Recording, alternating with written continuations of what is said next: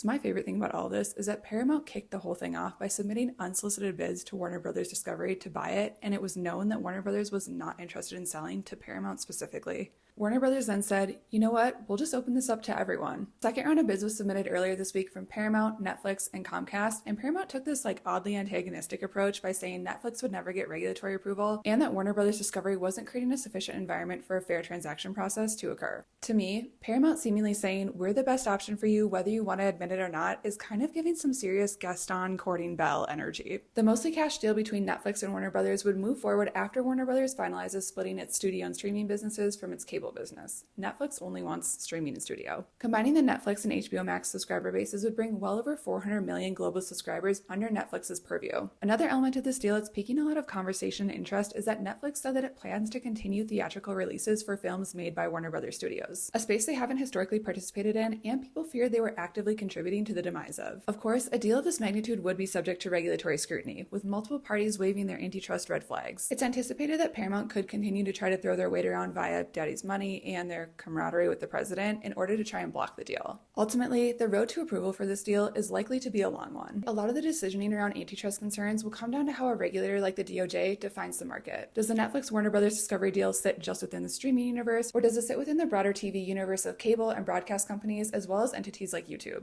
A question the ad industry itself has been grappling with, and many advertisers have started to agree, demands this broader definition. When looking at total TV viewership numbers across all properties, Netflix is only the sixth largest provider. If the deal does go through, consumers may welcome the consolidation, and Netflix would welcome the chance to expand their dominance beyond the walls of its streaming platform.